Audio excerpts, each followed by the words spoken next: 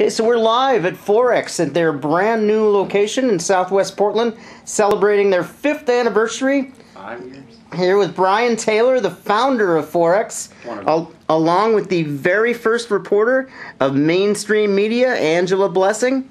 And Brian, congratulations on the anniversary and the party tonight. Thank you. Thanks for coming. Oh, thank you. And Angela has some questions for you.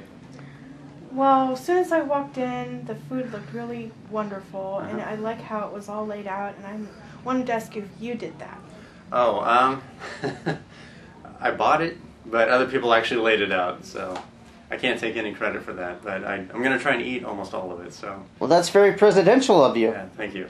Spend the money and let other people do the work, laying it out there. Thank you. It's very good. My other question is, what made you decide to do this instead of, like, become a figure skater? Instead of become a figure skater? Well, I sustained an injury while being a figure skater, and so, no, I'm just kidding. For the most part, I just like to be able to create things, and it seems like web is a great place to create ideas and businesses and concepts. Ultimately, everything ends up online, and so I thought, hey, why not be right there in the middle? Why not build the bridge to the net? And so it works out pretty well. Has your mom and dad ever inspired you to do this, or did you just think of it on your own? Yeah, my dad was especially inspirational, mostly on the marketing side. But in marketing, it's fun. You get to learn all the different ways to promote and to pull things together. And I think that's what led us into this. I got into marketing in a high-tech company and just love technology. So we kept rolling and started creating our own websites, mobile apps, things like that. But yeah, my dad was a huge inspiration. If it wasn't for him, I'd probably be still trying to draw comic books for Marvel. So, if you ever had to struggle, what do you remember of being like struggling to get to where you are now? Okay. Yeah, that's. I will tell you, it is a lot harder than I thought to start a business. You know, mostly not knowing is the worst part. If you know how to get through a situation or problem, or you have some faith in the end goal, you can deal with it, right? Everything's temporary. Pain is temporary. But I think that's the thing I've probably learned the most is the rough spots are just temporary. You're going to get out of them. Just don't quit.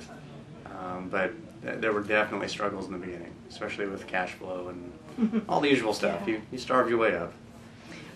Did you have any friends that encouraged you? Have you also tried to encourage some of your friends to help you in this job that you have?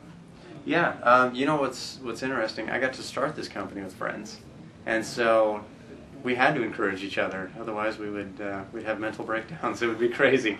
But yeah, I think we've called each other up once in a while and said, "Hey, listen, I don't know if this is right for me. It's not working out the way we wanted," and so we had to walk each other through that. We really had to. I mean, nobody makes it on their own. Everyone needs help from somebody, and so I'm really happy I've had the friends who are also happen to be my partners to push us through. My other question, this is going to be a hard one. Okay, so, all right. How many customers do you have so far? Oh my goodness. I don't know exactly, but I think in the accounting system there's about 250, I think. Wow. Do you have anyone that stands out that they see you like every month, or do you just... I like a lot of them. I really do. I think one that I like quite a bit, there's a gentleman named Kevin Dawes, and you know we worked with him for years, and he created a website called How Does She Do It, and it is amazing. It's a great concept. His search engine optimization has gone very well. He gets a lot of great followers. You know, he's up over 1,000 customers a day, or new visitors, and it's a great website because it wasn't his area, it wasn't his industry, and so he made a big career change, which is very inspiring to me. And he created this site, and we get to play a part in that. And when he needs a little more help, we get to play again. We get to add a little more help for him, and it seems like everything he touches turns to gold. And so I love working for him and with him, and he's a big inspiration to all of us here. Okay, my other question is, it's probably going to be an easy one. Okay. How do you see yourself, or what do you see yourself in the next 10 to 15 years in your business? gosh. Thriving, sort of thriving. Yeah. Well, let's hope.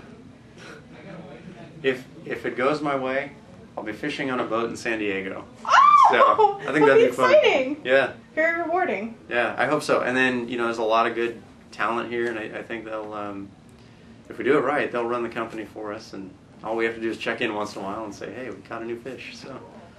I think those are great questions. I think we should let Brian get back to his party. But I have one more question. Okay, one more question's good.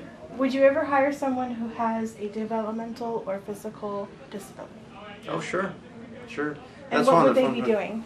Well, there's a lot of things that could be done. There's a lot of things that are still falling through the cracks here, and I think it just takes that attentive eye to help us get a little more efficient.